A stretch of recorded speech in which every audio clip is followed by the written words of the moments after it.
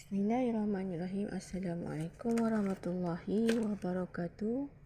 Hari ini kita sambung lagi subjek muamalat, iaitu dua tajuk yang seterusnya pada muka surat 32 dan 33. Okey, semua boleh lihat muka surat 32 dahulu, iaitu tajuk yang atas sekali, Ra'sul Mal, iaitu modal. Apa itu Ra'sul Mal? Iaitu bayaran yang dibuat oleh penempah sebagai bayaran pendahuluan. Disyaratkan padanya ada dua perkara. Apakah dia syarat untuk penempah tu?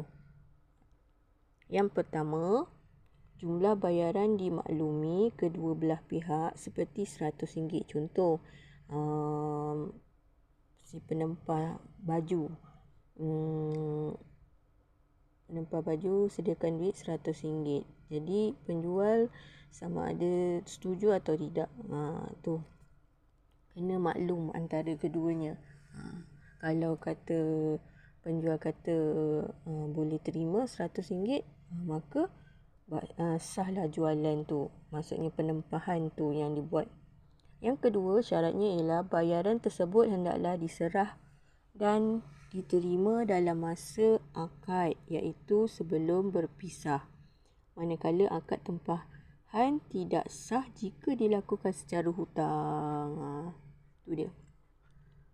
Okey, tajuk yang kedua, Al-Muslami Fih. Ini barang yang ditempah.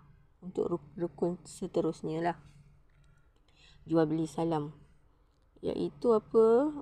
Apa itu barang yang ditempah? Barang yang ditempah ketika akad atau barang yang dijanjikan sebagai imbalan kepada bayaran modal yang telah didahulukan oleh penempah.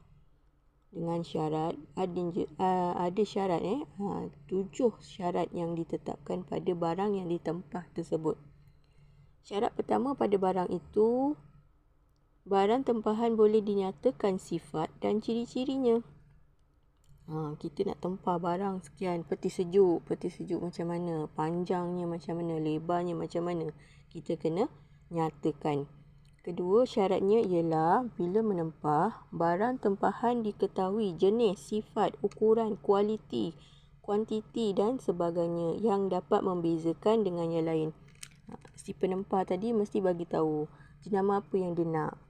Jenama hire, jenama absent, jenama apa, Toshiba. Kena bagi tahu nak besar, nak kecil, nak yang selesa, rumah yang macam mana nak masukkan. Kan salah beli tak muat pula. Contoh, dia dah bagi contoh bawah tu.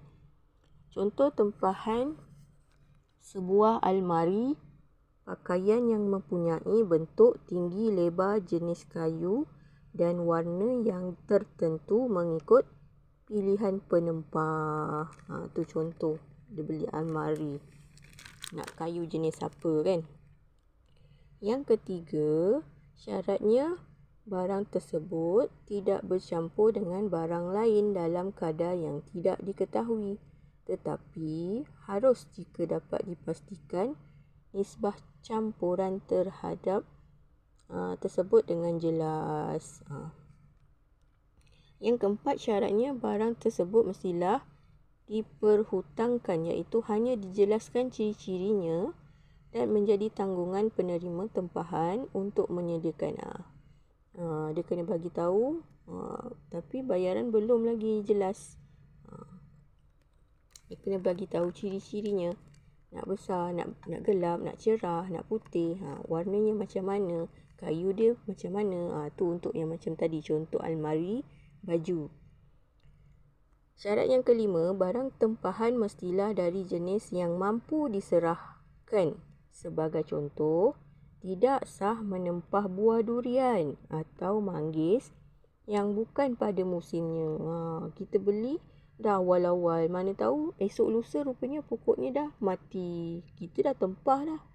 Jadi tak sah lah. Nak kena tempah waktu dalam musim buahnya. Musim buah durian dah gugur. Dah baru boleh tempah. Ini kita beli sebelum waktunya, sebelum masak, sebelum berbuah lagi buah tu. Sekiranya barang tersebut pada kebiasaannya mampu diperolehi tetapi tidak berjaya diserahkan dalam masa yang ditetapkan, maka akad tersebut tidak terbatal dengan memberi pilihan. Dia ada pilihan kepada penempah sama ada menunggu atau membatalkan tempahan dengan mengambil keseluruhan modal. Dia tak semestinya batal jual beli tersebut, tapi dia ada dua pilihan, sama ada dia pulangkan balik oleh penjual tadi duit yang dia nak ditetapkan lah. Barang tu contoh durian, dia nak beli tapi buahnya tak sampai-sampai, rupanya belum musimnya, jadi dia boleh pulangkan ataupun dia tunggu. Bila musim durian je, dia baru beritahu pada yang kita tempah. Sama ada kita teruskan ataupun kita batalkan urusan jual beli assalam ni. Yang keenam, masa serahan hendaklah ditetapkan dalam tempoh yang boleh dikira, seperti seminggu, sebulan atau sebagainya. Tidak sah akad ditetapkan seperti apabila si bulan datang. Dia kena bagi tahulah bila boleh diserahkan barang tersebut. Bila ada orangnya, kan kita datang rumah orangnya tak ada, jadi kita kena bincanglah dekat kedai bila boleh dapatkan, bila boleh siap, atau kita datang ke kedai ambil barang terus bila. Kita kena bagi tahu ataupun kita kena dapat makluman daripada penjual barang tu boleh siap berapa minggu atau berapa bulan, berapa. Dan yang terakhir, syarat untuk barang yang ditempah ialah tempat serahan hendaklah ditentukan dengan jelas. Sekiranya akad tersebut dilakukan di tempat yang tidak layak diserah, seperti di tengah lautan. Macam kita beli ikan ke, ikan paling mahal kan, benda tu kat tengah lautan, macam mana dia nak bagi serah kan? Dia kena tunggu bila tarikh dia akan mendarat. Itu dia syarat untuk barang yang ditempah. Okey, setakat ni dahulu kita belajar. Ila liqa. Assalamualaikum.